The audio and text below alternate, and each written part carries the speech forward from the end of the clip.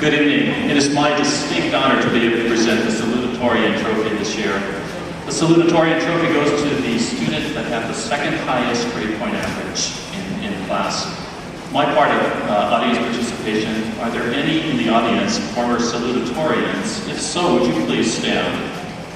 Any salutatorians?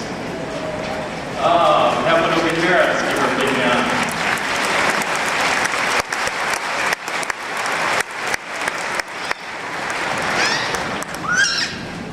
Nationally, there are some notable salutatorians. First Lady Michelle Obama was salutatorian of her high school class. Country singers Tim McGraw and Carrie Underwood were salutatorians, as well as co-host of Good Morning America, Robin Roberts, all salutatorians of their high school class. They all seem to have something in common. They're bright, intelligent, they're creative, they have strong work ethic, they're extremely dedicated.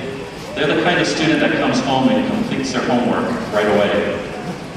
The words driven and perfectionist are often words associated with the salutatorians. They have incredible time management skills, they have a thirst for learning, and they go above and beyond what is expected. This year's salutatorian for Eastmont High School, I think, has all of those qualities, and I'd like to ask her to come up on the stage. Courtney Clifton, would you please come on up?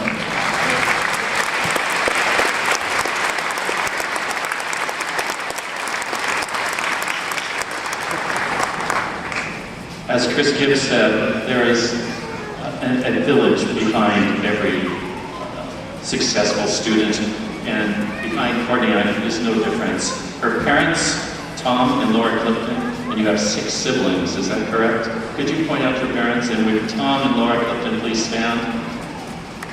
There they are there.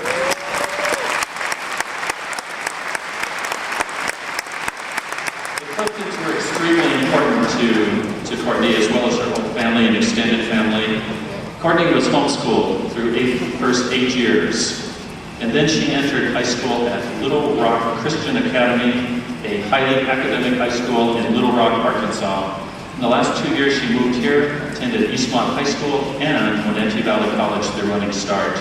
And through it all, compiled a 3.994 grade point average. That is amazing.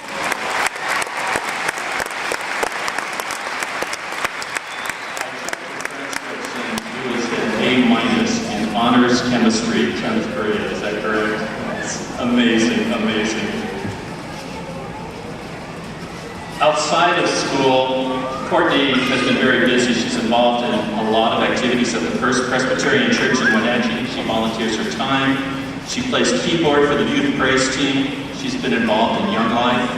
She's a member of the International Club at Wenatchee Valley College and National Honor Society here at Eastmont High School.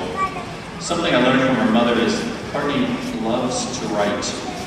I didn't know that there is a contest every November called the NaNoWriMo. And it's a contest, stands for National Novel Writing Month. So Courtney decided to enter that. And so on November 1, we start from scratch. And in those 30 days, you have to complete a 50,000-word novel to be entered. Courtney has done it in her spare time during that month. I don't know about you, but I had trouble in high school sometimes completing the 500-word essay, not to say a 50,000-word novel. The theme there is 30 days and nights of literary abandon, and I think that says a lot. That Courtney did it for fun. She did it because she enjoys it. There's no monetary award. She gets a little certificate through email. So congratulations. She's completed 3 novels and is working on her 4th, and I know one day I'll be able to find a book in the bookstore by you. Besides loving to write, she loves language. She's taken 3 years of foreign language Spanish, including a 4th year now at the college. She plans on attending Western Washington University in Bellingham, entering the honors program, and studying linguistics. I know, Courtney, that you will be as successful there as you have been at high school, and it is my honor to present this award to you.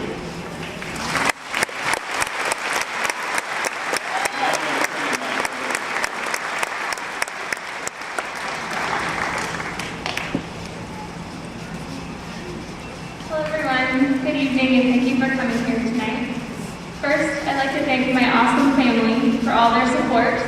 my grandparents, and my parents, and my 6 siblings, Isaiah, Benjamin, Josiah, Caleb, Whitney, and Mary Elise. I'd also like to thank my teachers for challenging me and giving me A's so that I'm physically here today and prepared for college. Well, it's been a long 12 years, but we did it. High school was great, but I'm not going to miss all the bells and the insane parking lot. Although I just moved here last year, it was great to get to know some of you and finish our high school career together. This past year has been absolutely crazy with college and scholarship applications. But in spite of that, I actually learned something. For pretty much the entire year, I was set on being either a doctor or a nurse. Last summer, I went on a medical mission trip to Guatemala with my church, and I saw a lot of poverty and people immobilized by easily curable sicknesses. So I resolved that I wanted to change the world. Helping people with medicine seemed like a good way to do that.